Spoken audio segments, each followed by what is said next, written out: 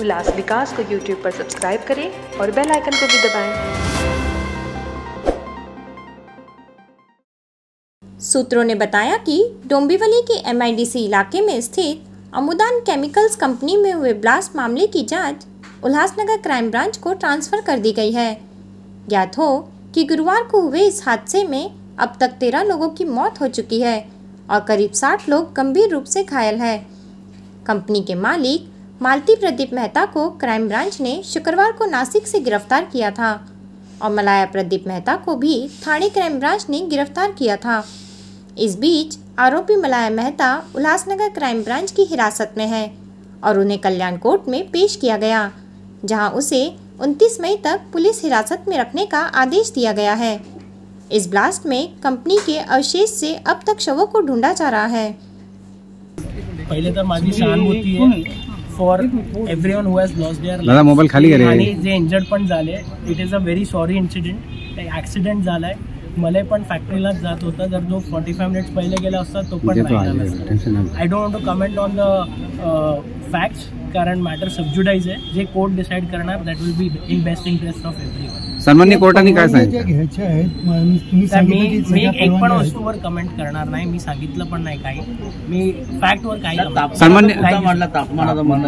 मी काही पण on merit फॅक्टवर discuss करणार नाही, कारण हा मॅटर सबज्युडाइज आहे. पण I want to give my condolences to all the family. सन्माननीय कोर्टाने काय सांगितलं सर? साहेब 29 पर्यंत PC पडली. नेमकं कारण काय नाही साहेब, मी काही कमेंट करू शकतो. आपलं नाव काय? ॲडव्होकेट सम्राट. ॲडव्होकेट आकाश बोईनवाड, माझा मित्र ॲडव्होकेट प्रियश सिंग यांच्या बाजूने आम्ही मेहरबान न्यायालयामध्ये इंटरव्हेन्शन ॲप्लिकेशन मूव्ह केलेलं. आज या केसमध्ये पोलिसांनी पहिल्या आरोपीला अटक केली.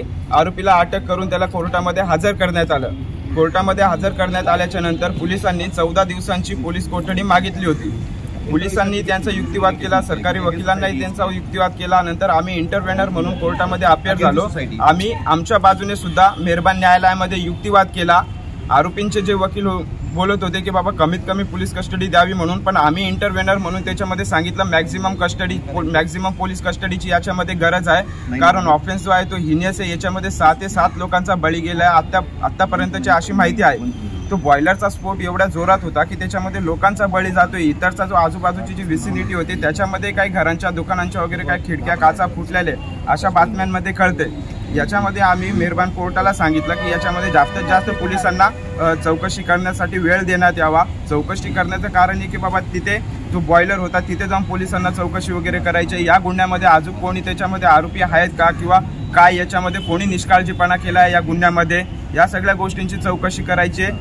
डिफेन्स साईडने सांगितलं की आम्ही परवानग्या घेतल्या आहेत म्हणून. कदाचित घेतल्याही असतील, मला माहीत नाही घेतल्या का नाही त्यांनी परवानग्या, कदाचित घेतल्याही तरी असतील. परवानग्या घेतल्याच्या नंतर कंपनीमध्ये जे ॲक्च्युअल काम व्हायला पाहिजे होतं तसं काम झालंय का, हाही एक वादाचा मुद्दा आहे. जर एवढा स्फोट होते, त्यांचं म्हणणं होतं की 45-47 टेम्परेचर गेलेले सध्याच्या दिवसांमध्ये. मी पाठीमागच्या 2-3 दिवसांपासून टेम्परेचर ट्रॅक करतोय तर मला काय 39-40 पर्यंत टेम्परेचर दाखवतोय आमच्या कल्याणमधलं.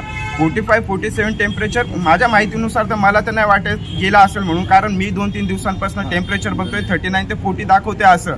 ठीक आहे, चालेल. जरी वेदरचं टेम्परेचर जास्त होत आहे, पण त्यांचीवाली एक ड्युटी होती की आपल्या कंपनी आहे तिच्यामध्ये काही केमिकल्स वगैरे असतात, त्यांची जबाबदारी होती की त्यांनी सगळ्या गोष्टींचं प्रिकॉशन्स घेतलं पाहिजे होतं. जे म्हणजे योग्य ते मेंटेनन्स होतं कंपनीमध्ये करणं, बॉयलरसाठी वगैरे इतर ज्या काही गोष्टी असतील त्या नक्की त्यांनी योग्य ती काळजी घेतलेली का कंपनी चालवताना.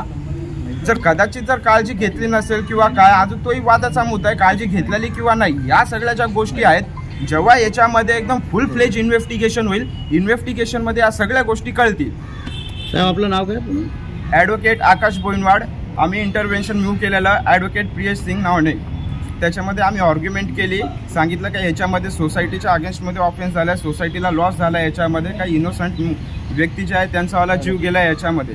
म्हणून योग्य तो तपास होण्यासाठी पोलिसांना जास्तीत जास्त पोलीस कस्टडी मिळण्याची आवश्यकता आहे. म्हणून पोलिसांनी 14 दिवसांची मागितलेली, पण मेहरबान न्यायालयाने 29 मे पर्यंत पोलीस कस्टडी ग्रांट केलेली. आता आरोपींना 29 मेला परत प्रोड्यूस करतील मेहरबान न्यायालयामध्ये.